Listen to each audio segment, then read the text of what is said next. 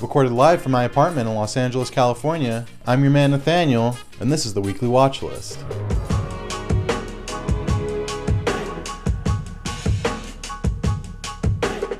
Welcome back to another edition of the Weekly Watchlist, where we count down the best movies and TV to stream right now on Prime Video. It's already the beginning of February, which as we all know, means Valentine's Day is coming up. But unfortunately, a lot of us find ourselves flying solo this Valentine's Day, whether it be because of the pandemic or by choice. Babe, we need to break up. Yeah, because I just need to take more time to focus on being the world's greatest YouTuber. Yeah, it's over. I feel really good about that. Stay strong, Nate. No regrets. But just because you're going to be alone this year, it doesn't mean that you can't be spending some quality time with yourself. Which is why this week, I'm counting down the Weekly Watchlist Special Edition solo on Valentine's Day. So if you're already booed up, you're not allowed to watch this video.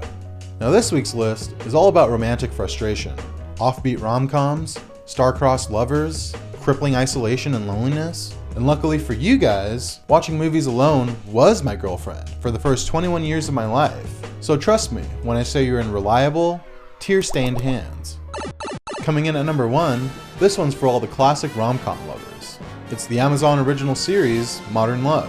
I just met a man in the peach aisle with a twinkle in his eye. Today's world is kind and fabulous, not a cloud up in the sky. Adapted from essays from the popular New York Times column, this anthology tells unique, individual stories about the joys and tribulations of love. We've got Anne Hathaway as a woman trying to hide her bipolar condition from her dates, Dev Patel as a tech bro who can't forget the one who got away, Kristen Milioti as a woman trying to date while dealing with an overly protective doorman, and lots more. But my personal favorite was probably Hers Was a World of One. Right? Oh my god! You okay, Tom? Alright. With Andrew Scott and Brandon Kyle Goodman as a rich gay couple struggling to adopt. Well, let me give you a little paperwork to fill out, and I'll get you in my database. That is a whole tree of paperwork. What exactly did you expect was going to happen today, Andy? He brought a car seat today. Oh, I did not. When they find a possible match in Olivia Cook, a homeless, nomadic, expecting mother. Okay, so I'm gonna go back to Trina and say that I think I found a match, and then if we all agree to this, I'm gonna continue my travels for like the first 2 trimesters and then come back to the city. Yeah, here's my number. Oh, okay. Thank you so much. The situation gets more complicated when Olivia Cook moves in with a couple and subjects control freak Andrew Scott to her messy bohemian lifestyle. Sigourney Weaver. Like Sigourney I Weaver. like Sigourney Weaver. You do? Have you seen Avatar? Long time. Oh, shit. Sorry. Oh my god, did we wake you? What the hell, Carla? Who is this? I'm so sorry if we were being loud. This is, fuck, what's your name? Mick. Mick. Where do you come from?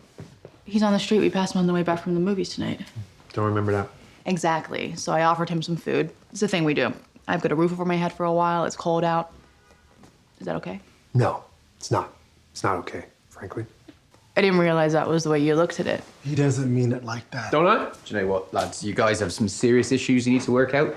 So I'm just gonna... No, Mick. Well, I'm staying here. Any friend of mine is welcome to come in and share my good fortune. So you just stay right here. I was actually just gonna go toilet. That's all right. Done it right.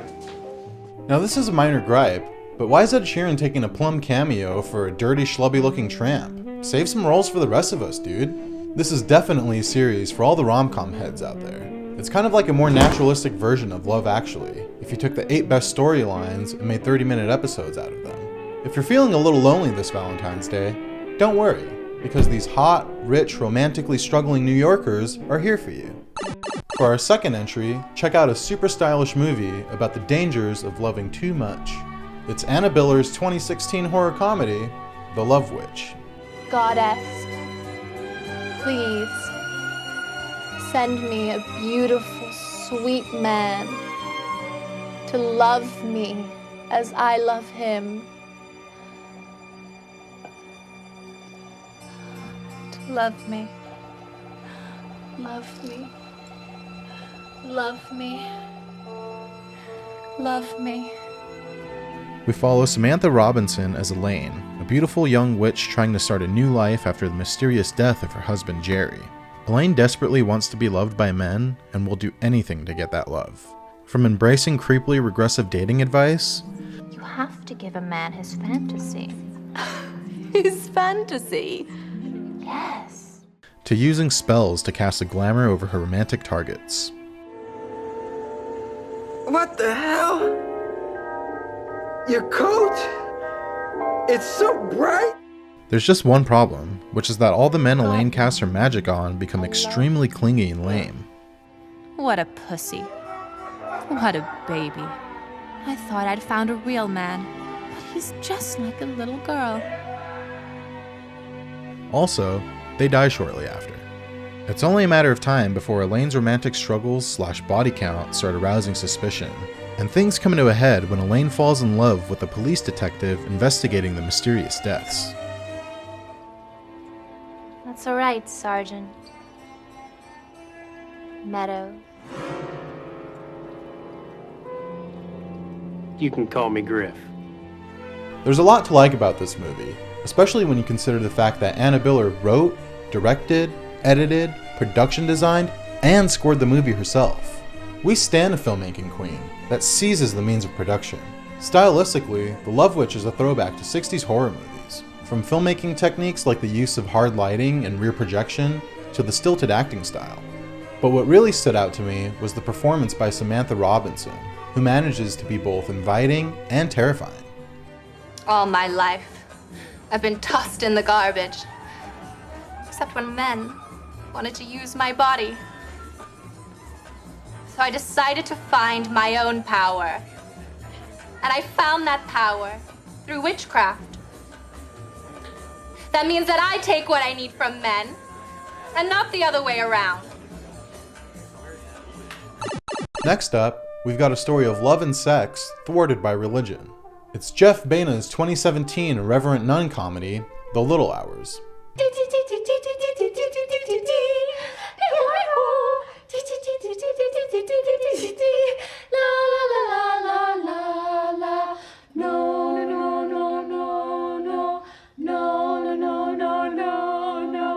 Adapted from Boccaccio's The Decameron, The Little Hours centers around a convent of rebellious nuns in the year 1347, right after the plague. Beautiful morning, sister. Hey, don't fucking talk to us. I told you to never talk to us. And look at us, you piece of shit. Get the fuck out of here. We've got Alison Brie as Alessandra, a rich girl who wants to get married, but whose family support of the church keeps her in the convent. Give me a little sugar. Hey, sweetie. All right, Daddy loves you. Kate Micucci as Ginevra, a tattletale nun hiding her Jewish heritage, and Aubrey Plaza as Fernanda, an emotionally unstable and violent nun who dabbles in witchcraft. Meanwhile, we've got Dave Franco as Macedo, a young servant caught having sex with his master's wife.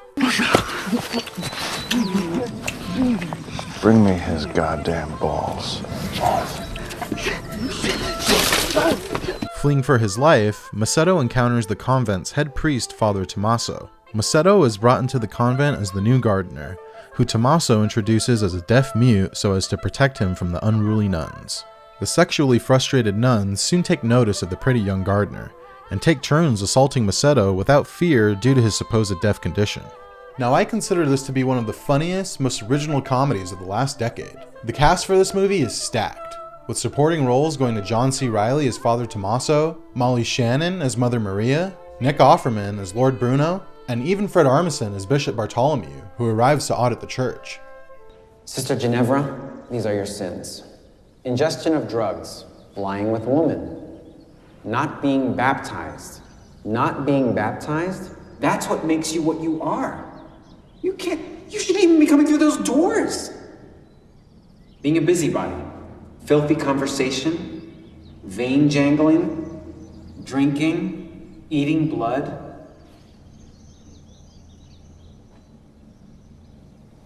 Do you think I've ever written down eating blood before? Where am I? Envy, fornication, homosexuality. That's the same as lying with a woman, but we separate those. Lustfulness, reveling, mischief in your heart. It's the longest list I've ever had for sins. Coming in at number 4, let's check out the most commercially accessible movie Nicholas Winding Refn has ever made. I'm talking the 2011 action drama, Drive. You tell me where we start, where we're going afterwards. I give you 5 minutes when we get there. Anything happens in that 5 minutes and I'm yours, no matter what. Anything a minute either side of that and you're on your own. I don't sit in while you're running it down. I don't carry a gun. I drive. Ryan Gosling plays the driver, an incredibly cool, strong, silent type whose only emotional release is driving around LA at night while listening to music.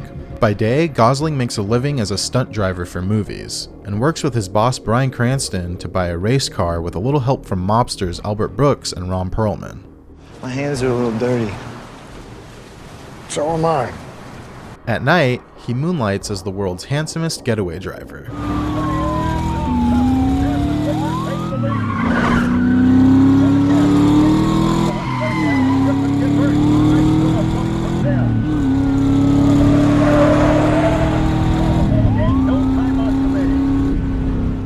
Things start looking up for our emotionally repressed hero when he meets Carey Mulligan as Irene, a single mother living in his building. The two are on the verge of a relationship until Carey Mulligan's husband gets out of prison, played by Oscar Isaac. Things come to a head when Oscar Isaac enlists the driver in a seemingly simple heist in order to help him pay off his prison protection debts, only for things to inevitably go wrong.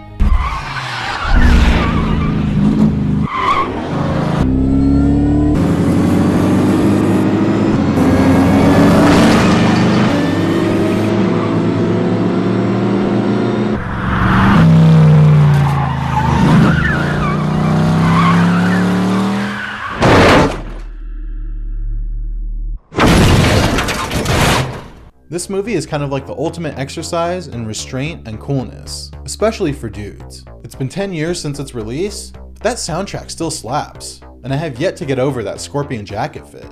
But the emotional core is definitely the love story between Ryan Gosling and Carey Mulligan, who have incredible chemistry together despite having barely any dialogue. Their relationship is doomed to fail from the start, but also impossibly romantic.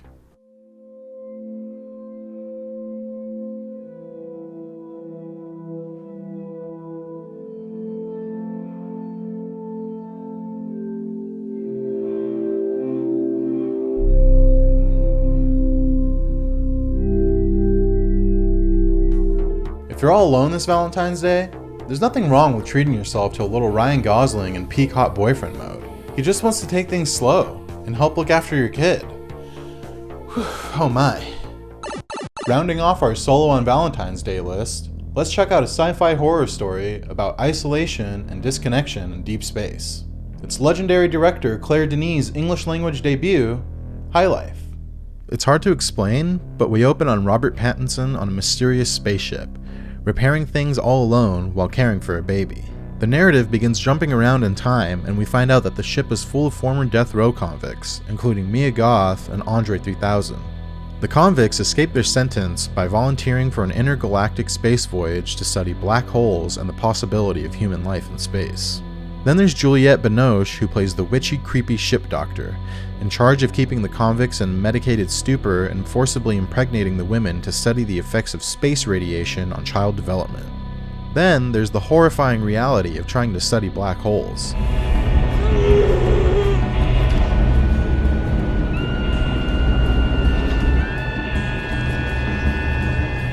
Then there's the box, this weird room that's like a giant immersive sex toy. What can I say? Things get freaky when you're cooped up in space for so long. Now, full disclosure, I expect a lot of you guys to not like this movie because it's so strange and narratively digressive. But I think it's one of the most intriguing entries in the past decade of bummer art house space movies. I'm looking at you, Ad Astra. It's an incredibly haunting take on life and reproduction during lockdown. But of course, the inclusion of both Ryan Gosling and Robert Pattinson on a Valentine's Day themed list means we have to decide. Who is the ultimate heartthrob? So I need you guys to go off in those comments. Give me a hashtag Goshead if you're a Ryan Gosling stan, or hashtag Pattycake if you're Team Arpats. Together, we can put this age-old debate to rest once and for all. Baby, I've made a huge mistake. Please, please come back. Oh, back in. There you have it, the best content to stream solo on Valentine's Day. What did you guys think of the movies on this week's list? Did Solo on Valentine's hit a little too close to home? What content do you guys like to watch to distract yourselves from the inevitable solitude that is the human condition? Let me know in the comments. Until next time, don't blink, always be streaming. Now, if you think humans should be the ones recommending movies to people and not robots, be sure to comment and like. Check out more of the Weekly Watchlist with me, your man Nathaniel. New episodes every Friday. And if you really love cinema, I know you're going to subscribe.